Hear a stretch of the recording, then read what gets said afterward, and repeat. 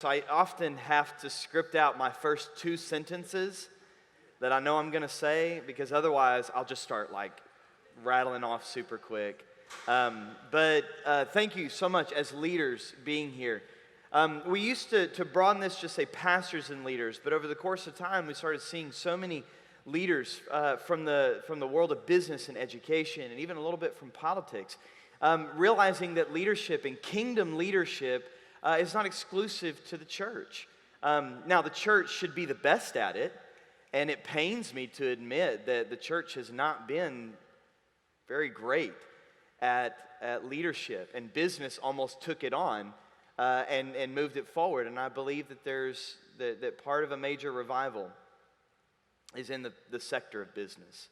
I believe that because the amount of impact a business can have on a city, and the amount of impact a business can have on people's lives. I mean, if you've just got 10 employees, you are touching 10 families. Even if the person is single, 10 lives.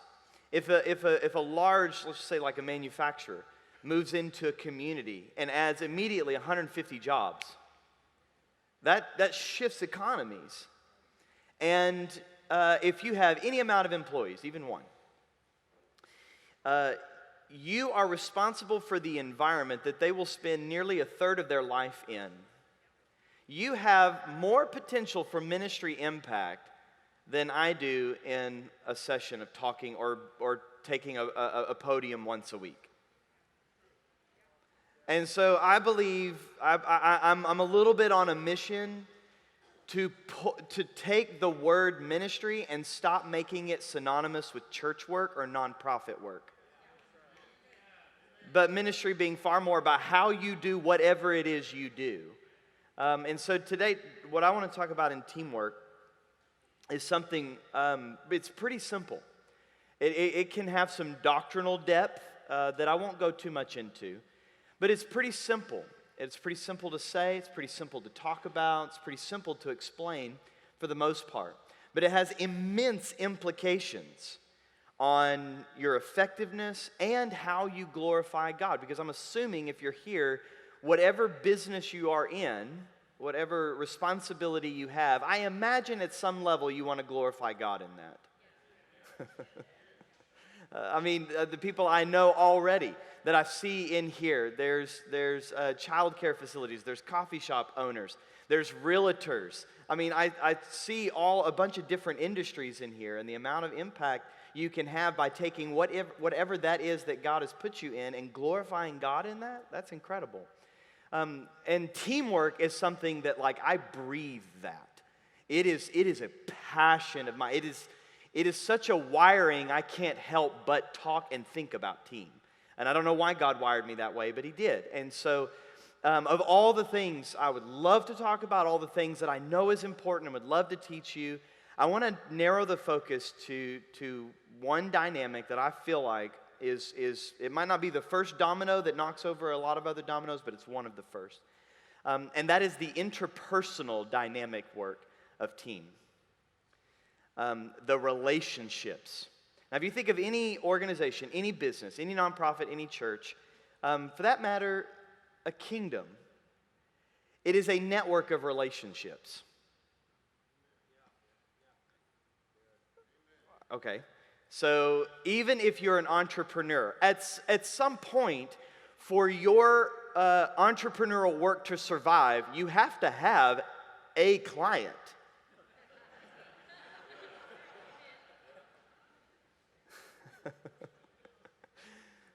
You need clients and customers to survive in business, or you don't have a business. You just have a good idea.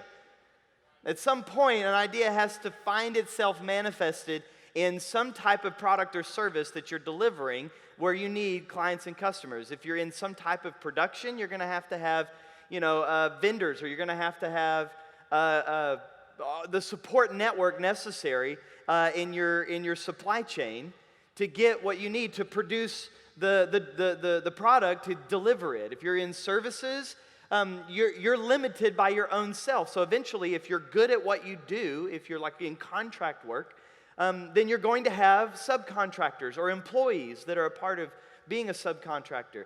And so you have relationships.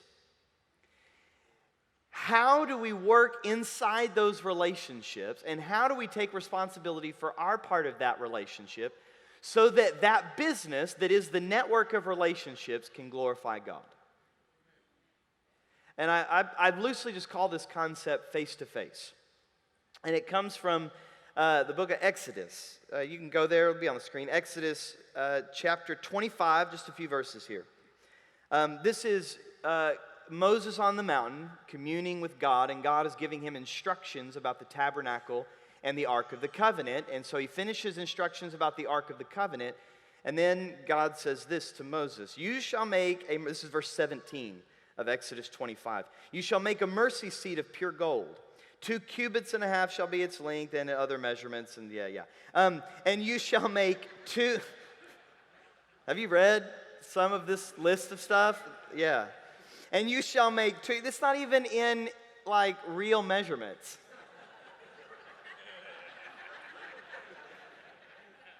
Like the metric system. Come on, that's not real. I'm sorry, online church, I'm really sorry. I got it. I'm American, and I'm sorry about that. Okay, and you shall make, this is important, you shall make 2 cherubim of gold, and of hammered work you shall make them. On the 2 ends of the mercy seat, make 1 cherub on the one end, and 1 cherub on the other end. Of one piece with the mercy seat shall you make the cherubim on its 2 ends. The cherubim shall spread out their wings above, overshadowing the mercy seat with their wings. Their faces one to another. Toward the mercy seat shall the faces of the cherubim be. And you shall put the mercy seat on top of the ark, and in the ark you shall put the testimony that I shall give you. There I will meet with you from above the mercy seat, from between the 2 cherubim that are on the ark of the testimony. I will speak with you about all that I will give you in command for the people of Israel. All right, again, it's worth the time another time to trace doctrinally all of this and all the symbolism there. Well, one simple element that I want you to see is that the design of the mercy seat was putting 2 cherubim face to face. And that face to face created a space that was sacred. A space that was sacred for God to commune with his people, for God to speak, and for God to be present. And what it symbolizes, and I'll just trace it to one place, what it symbolizes is that face-to-face relationships create a sacred space for God's presence, his voice, his word, his instruction, and his power that alone does not exist. Is there a measure of God's presence you can experience by yourself? Absolutely. Absolutely.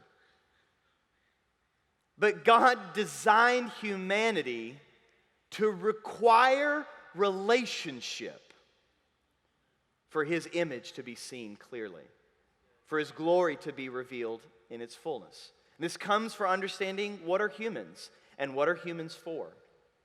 Genesis 1, some of the most basic and probably verses you would have memorized very early. Genesis 1:26, God says, "And let us make man in our image and after our likeness, and let them have dominion." Let us, God one, also speaking of a plurality within the Godhead. God exists, just Trinitarian theology, sorry here. Okay, so God exists in eternal communion of love with himself. The Godhead is a network of interpersonal relationships that creates one God, 3 persons. And let us make man in our image and after our likeness. And so what are humans for? To have dominion. To image God into the world as stewards of his creation. To be in partnership with God to rule and reign in this world. Have dominion. And then verse 27, a little poem. If your Bible is kind of more literal translation, you'll see it kind of blocks out in a little poem.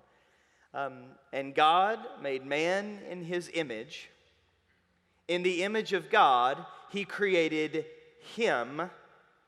Male and female, he created them. One humanity, one image, two expressions. And so immediately you see, and again, this you can work all of this down in immense doctrinal depth, okay? So what I'm saying, I can do that, just not today. Immediately, to image God requires relationship. And the image of God is not something we have, it's something we are.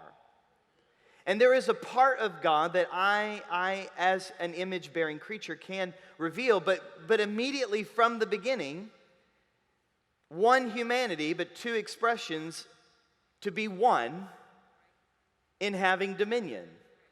God is one, and yet somehow we see just here in the very beginning more than one, and mankind is one, and yet more than one. And so there exists this triad of relationship and partnership.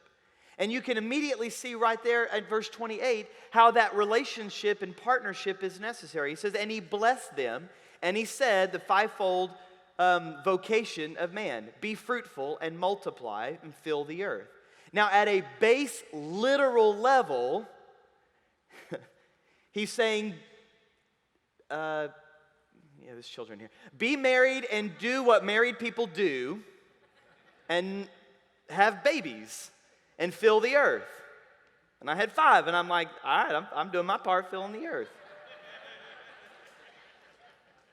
Be fruitful, multiply, fill the earth, subdue it, and have dominion. To fulfill his command, being fruitful and multiplying, fill the earth, required more than one. Required that. And then, if you fast forward all the way to Jesus, we see that in Christ, Paul gives us that revelation in Galatians that there's neither Jew nor Gentile, bond nor free. There is neither male and female, but all are one in Christ. And so to image God, to fulfill our vocation, can't do it alone. God embedded it within the design of humanity that you can't fulfill the fullness of his purpose by yourself. It requires relationship. And you can see that's what the enemy attacked in Genesis 3. When he tempted Eve, look at what the first result of that sin was. You have a face-to-face relationship with Adam and Eve. And it actually says in Genesis 2 that a man leaves his father and mother and cleaves to his wife, and the two shall become one. So again, at the literal level in marriage, the two become one. One humanity, two expressions, the two becomes one. It's that unity that God's after, that partnership and relationship. And so what happens when they sin? They see each other naked, and what does it do? They were ashamed. So what did they do? I guess in a literal sense, but you can see this in a deeper sense. When they sinned, what happened? They turned away from the relationship. They hid themselves, covered themselves. And then how did they turn to God? God shows up, Adam, where are you? And he says, I hid myself, for I was afraid. Shame and fear turns us away from the relationship. We turn away from each other and we turn away from God, and sin there breaks that triad of partnership and begins to mar the image of God in mankind. You look at the sins that are traced there in early parts of Genesis. They're all sins against each other. Murder. Right after that, you have Lamech. He abuses women and murders. And you just see the downward spiral. It's all interpersonal sins. And so Jesus comes and he says, okay, Matthew 22, what does it mean to do everything God's called us to do? Love God with all your heart, soul, and mind. In Matthew 22, in Mark's version, he adds, and strength. And love your neighbor as yourself. Keep a face-to-face relationship with God, love God, and love your neighbor. It's like, I'm going to ask my wife to come. You need a visual. So this is my wife, Hannah. The other hero in our story. Okay, so this is just a visual. So we are called to be in relationship. And this would be very literal. We are married, so this is a covenantal relationship. If you're single, that doesn't mean in any way this gets diminished. You still have to be in relationships that have a level of intimacy that you can stay face to face. And so we have a face-to-face relationship, and the space that's created between us becomes sacred for God. It's a place, it creates a mercy seat for God's presence, His power, His voice, His direction that otherwise doesn't exist. It's not that God doesn't exist, and it is that God is holding back. It's that we aren't creating the space for that. And so what's important here is this relationship, this face-to-face relationship. But here's the deal. I'm still a pretty flawed individual. I might have come a long way, but I still say and do things that are less than smart.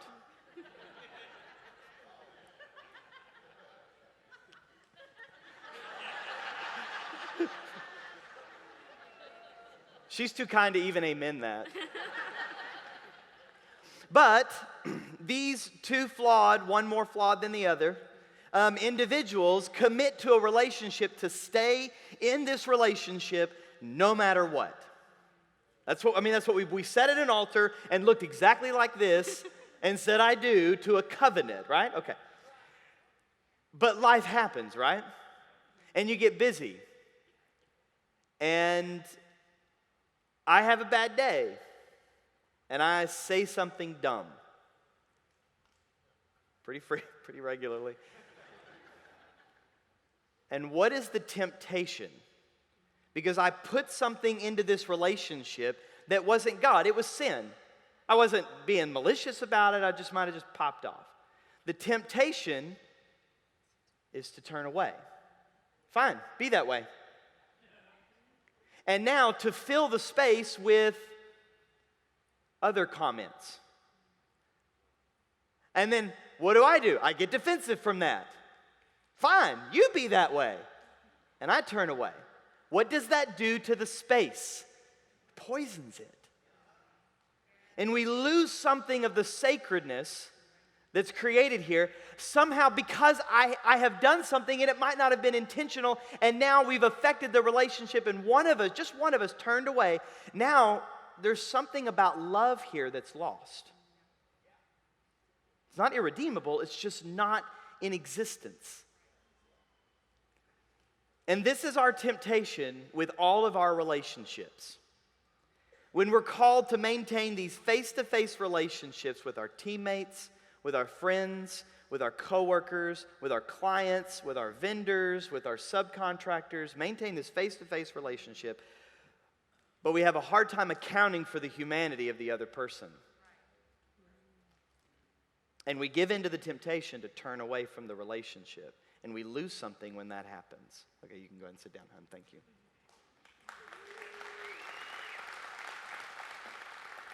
And so what is our commitment to that relationship? Well, if we're a follower of Jesus, Jesus outright told us what to do about that. In John 13, what does Jesus do? He, at the highest level of authority, at the beginning of John, it says he recognized that all authority had been given to him in the cosmos. And what was his immediate reaction? What was his immediate response to recognize divine authority? Takes off his the symbol of his authority, and he puts on a towel. And he washes the feet. Who is he washing the feet of? Okay, so it also says in the first few verses of John, he knew what was about to happen. So he can see the future, he knows he has divine authority, and he knows who he is. He's the Son of God. What does he do? He serves. He serves the people who will deny him, betray him, and abandon him. And what does he do with all that power? All that authority? He serves them. He maintains the face-to-face relationship when he knew that every single one of them, except for John cleverly puts himself at the cross where he's the one and only disciple that doesn't abandon Jesus. When he knows Peter will deny him, Peter will turn away. Judas will betray him, and everybody else will abandon him. He maintains, because he knows there's something sacred here, so that when anyone repents, anyone turns back, he has kept the space sacred.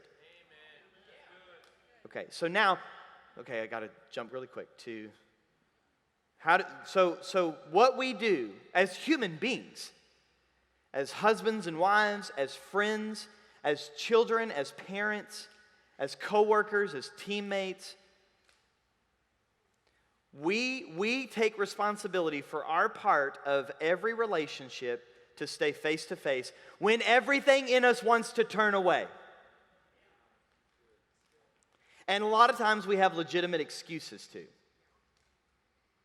Because they're jerks, right? I mean, have you ever had a relationship? Do you know people? It's hard. It's hard. And when you work together closely, it doesn't get easier.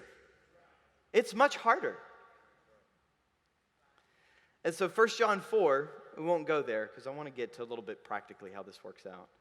But 1 John 4, specifically verses 7 to about 12, where John just begins to expound about love and how we who've received God's love are to pour.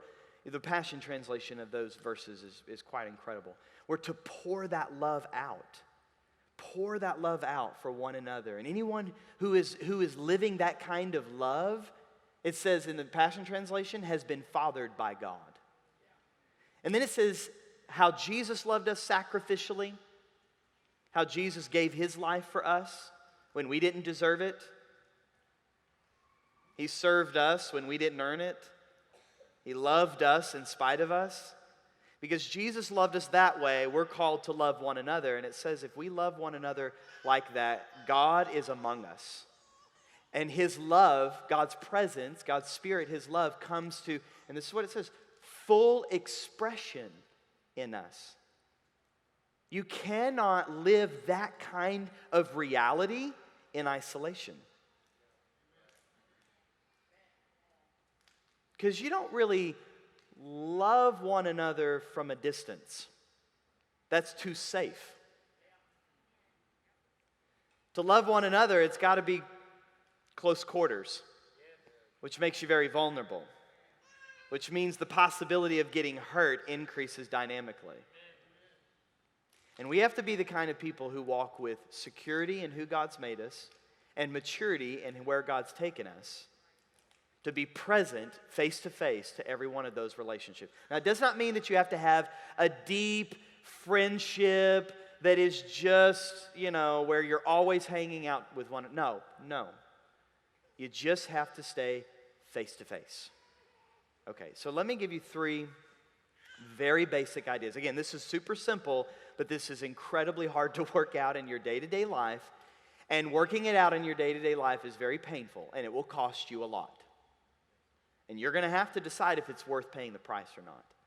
And I am fully committed to paying that price because I've seen the value. And it doesn't always happen immediately. Okay, so let me just give you these 3 and just expound a little bit on that.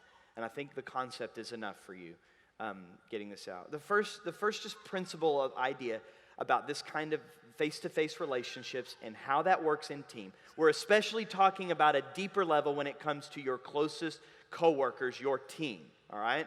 That's a higher depth than like everyone else when it comes to where you're working and how you're working. The first one is that the relationship matters, not just the work. Okay, listen, your work matters, all right, unless it's sin.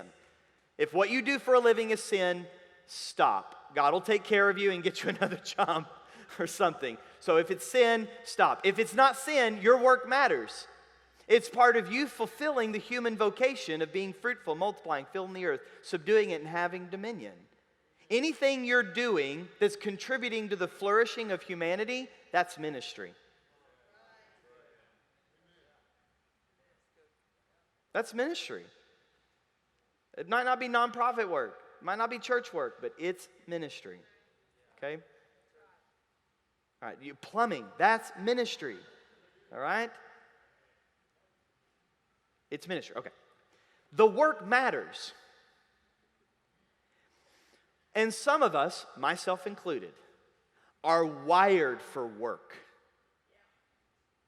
Wired for task. Wired for getting down to the work.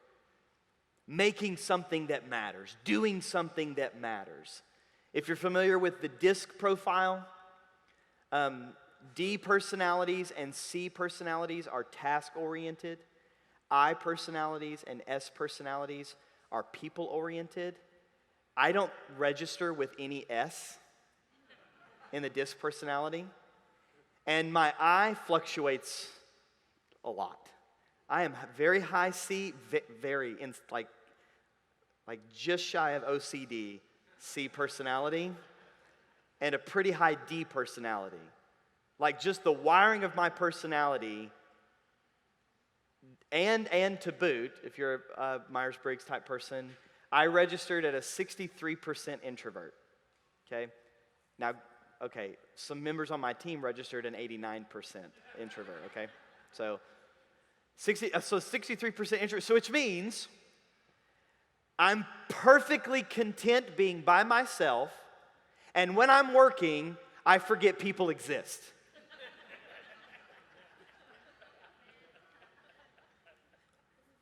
It's so Christ-like, isn't it? So I get that some people are just wired for that, okay? And some people, you're wired for relationship, and you just don't get a lot done because you're just with people all the time, and it's so exciting. Good for you. Oh my gosh. So I get that, and I am not talking about personality types. That's not what I mean by this. What I mean is that the relationship matters in glorifying God. And if I accomplish the work but destroy a relationship, is it really worth it, and is it really glorifying God?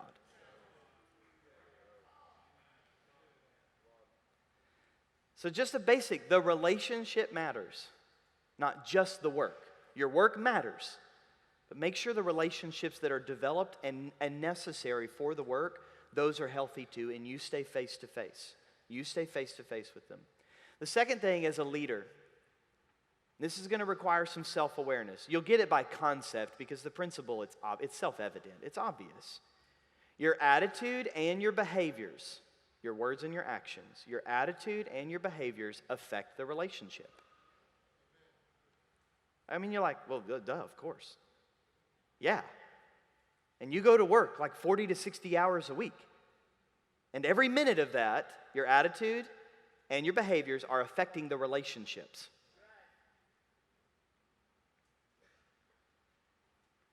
And so do you have the kind of relationships, have you developed the kind of trust and safety in the relationships where you're allowed to be human and you give allowances for people to have bad days and you work with one another in an effort to continue to improve that? But do not think that you getting your job done, but are a jerk in the process, is actually getting the job done. You might be able to meet your quota, you might be able to fulfill your job description, but along the way, if you're destroying relationships, man, it's not worth the baggage, it's not worth the body bags to get the job done. So you need to begin to develop the kind of self-awareness to recognize the weight you carry as a leader. That your facial expressions matter. Is it petty? Yes. But don't be blind to the fact that your facial expressions affect the people who are working with you. If you think it's somewhere like in the high 80s% of communication is nonverbal. Like only something like 7 to 10% of communication is your words. Its tone, its facial expressions, its body posture and movements, all of that is having an effect on every relationship you have. Are you moving that relationship? Are you keeping that relationship sacred and safe? Because here's the deal, you won't every day. I mean, I like it when I'm at my best at work. It's just not every single day. And when you're in meetings, when you're in conversations, you need to recognize the weight of your words. If you're a high, like let's say you're the most powerful person in the room by position, okay, which is, by the way, the positional leadership, that's the lowest form of leadership, but it is leadership, okay? You're the most powerful person in the room. You need to recognize your words way more than everybody else. Use them wisely.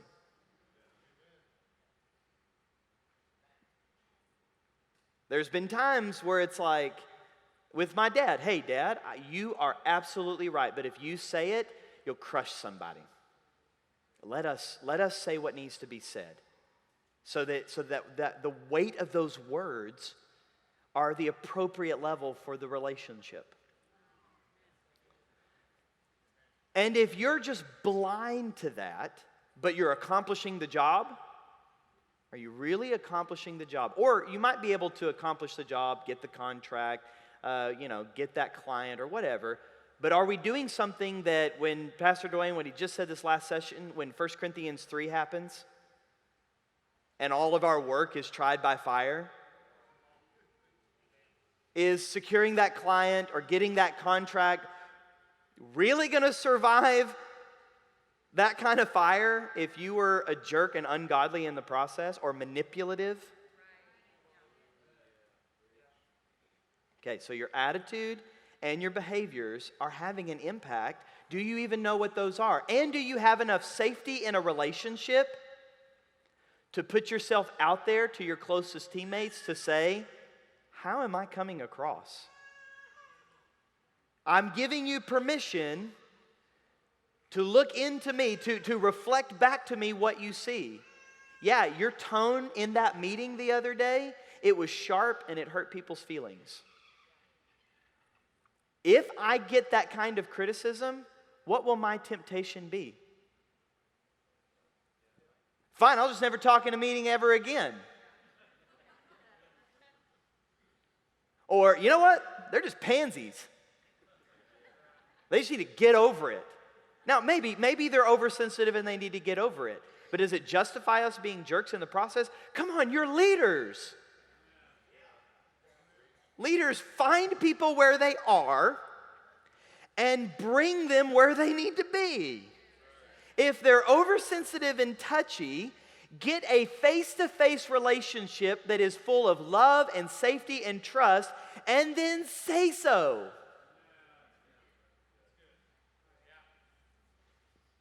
Okay, and this is the big one. This is what I'll just take the rest of the time on. The third thing. The person, so let's break this down just for a second. Your organization, your nonprofit, your church, it has a purpose. Well, I hope so. If you don't, you need to get one. A purpose, a vision. It has strategies, values. It has systems and technologies and processes and procedures. But those are not what a business is. Those are not what a nonprofit is. What it is are the people. The people. I mean, just think about it at church work, okay?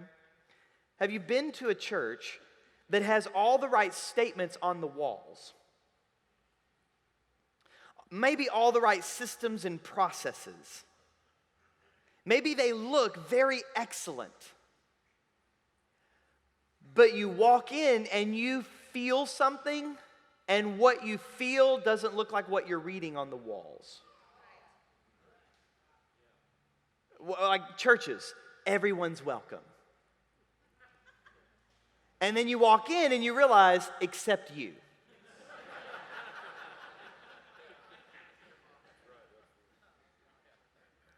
So you can have all the right words, you can have all the right strategies and slogans and all that kind of stuff. You can make your billboards awesome. But who you are, that's what an organization is. That's what a nonprofit is. That's what a church is who you are. And who you are is the network of relationships that inhabit that organization. And when I talk about a network of relationships, that's extensive. On my team, there's 7 of us. That means there's me and 6 other receptors of a relationship. That means me alone, I have 6 relationships. But on that team of 7, every one of us has 6 relationships. So look at how what the manifold effect of those relationships. And on our team of 7, when one person is off, it affects everyone. And that's the pain of team, is to figure out how to keep moving and never turn away from those relationships when that one teammate's having a bad day. Okay, so number 3. The person, the teammate, the employee, the client, the vendor, they are a human being and should be treated as such. There's a whole chapter in Pastor Duane's book on identity theft where he helps you distinguish that your role is not your identity. And so many times we put our whole identity in our role. Executive, pastor, chief salesman. We put our identity in our role, and when something starts to fluctuate with our role, what do? We freak out. We're grasping. What does that do to any relationship? When you are trying to secure your position because you are insecure as a person, it poisons the environment, poisons the environment of the relationship. So you need to recognize you are a human being and understand when you're being treated that way or when you're being treated just based on your function. And then as a leader, you need to, if I'm going to keep safety in this relationship, if I'm going to keep this space sacred, I need to treat the other person as a human being, not just their function. And this is where rubber meets the road. This is where it gets hard, because you're getting that in principle. But this environment, when it comes to managing employees, which is not an easy endeavor, right? I mean, how many people have someone you are directly overseeing in your work environment? Okay, that's not easy, is it? And I imagine they're very human, right? Which means they say and do dumb things. And you hired them for a position that has responsibilities, correct? And so how are we to treat that person? Like a person, primarily. And maintain this face-to-face relationship. Okay, so what do I mean by that? The way we manage people is, generally speaking, it's either fear or love. There's a little bit of shame in there with fear. Sometimes we use fear of shame. But there is a tendency as a leader to use people as an it and not treat them as a person. They are this function, and when they're not doing that function, I either have to manipulate them or I have to coerce them to do their job or else. And so we're either treating people like objects, it, or like people. People are not in service of your vision, your company. We are in partnership to do something that glorifies God. Now, it isn't to say, in keeping this face-to-face relationship, you ignore all the bad behavior. That's the opposite of love. Again, if this space is full of love, and what this other person is doing or saying is poisoning the environment or not fulfilling their responsibilities, that's still not good, right? So what would love do? Address it. You do that with your kids. They're saying and doing things that are hurting their future. What do? You address it.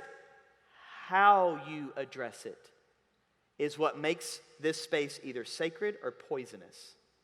Do I use fear tactics? Do I use manipulation because all I want from them is their job, they're to do their duties, and if they don't do their duties, they're just a waste of time and money, so I dismiss them? It isn't to say that you can fire no one ever. No, sometimes you got to throw Jonah overboard, okay? Sometimes what the other person is doing is so poisonous to the environment that they do need to be dismissed. How so, though? With dignity, with respect. This is a human being made in the image of God, with a divine purpose on this planet, with a unique set of gifts and callings, and they are falling significantly short of that. How would you want to be treated if you were in that place? Now, if they make decisions that do not bring them into alignment with what we're creating, yeah, they've made the decisions to move on, and you're just handing that final decision over to them. But how often do we use that as an excuse to not deal with the issues? Now, I have overcome a significant illness. Scientifically, it's called being a wuss.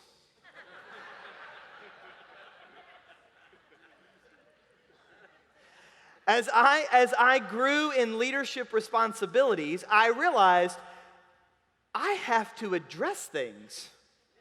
I don't just get to skirt around them like I used to be able to do when I didn't oversee employees. And all of a sudden, now I'm responsible for this. And that person, they're doing something that's contrary to our mission, contrary to our values and culture. But I lack the courage to deal with it, so I'm going to go pray that Jesus will deal with it. And then the behavior worsens.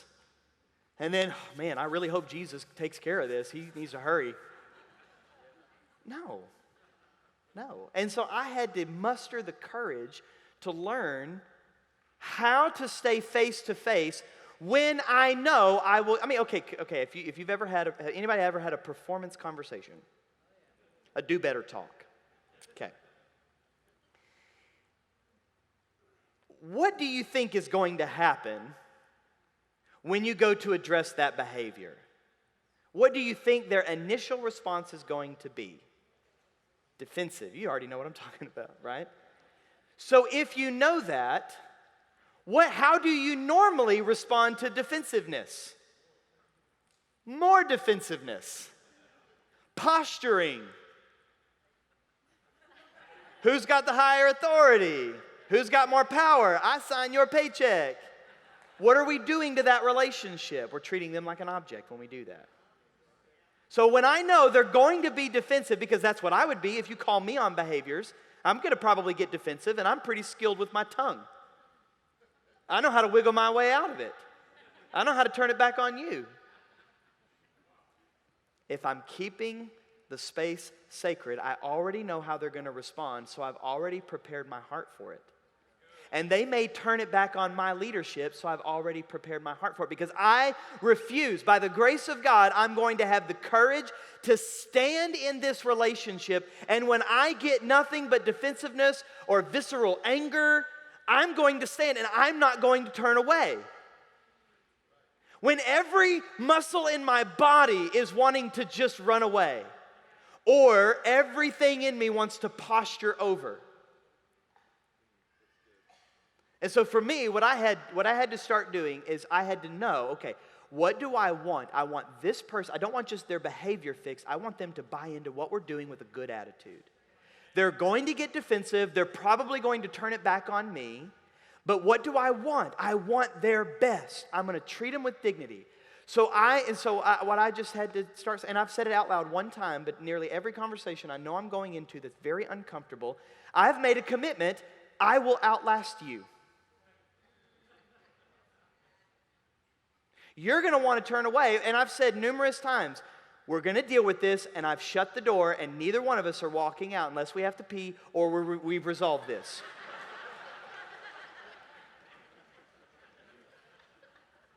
And we as leaders have to make that commitment to the people who follow us. That creates the sacred space that gives God a chance to manifest and be glorified in ways we couldn't even imagine. And so what you and I need to do as leaders, committing to teamwork, is have the kind of commitment to treat each other like human beings, to respect one another, but to have the courage and the guts to deal with hard issues, but keep the environment with love, even if in love you're having to bring correction, and even if that correction turns back on you. You're right, I failed you. You're right, I did not handle that correctly. Currently, that's not the issue. When we've dealt with the issue, we'll deal with my issue. But this is still the issue. Okay, the issue's dealt with. Now, how can I improve as a leader in your life? To empower you better. To give you better feedback. To be more grateful real time rather than always after the fact. And if you and I can create sacred spaces in these relationships, and then those network of relationships are all sacred, man, imagine what God could do in a whole community when just 5, 6, 10 businesses, when just one superintendent, or just one school teacher, or just like 2, maybe 3 politicians would be great, at local level government, are committed to that, what would happen to our cities? The church, pastors, the church needs to lead the way. We need to be the best leaders in our communities. Not in any way kind of showmanship, but because we model what it's like to reveal Jesus' love, that I'm going to commit to loving face to face, sacrificially, eternally. My love is not going to be based on people's behavior to me. And I'm going to love with humility. I'm going to go under and I'm going to serve. And I'm going to keep those face-to-face relationships that create a sacred space for God to work in just incredible ways in our cities. Amen?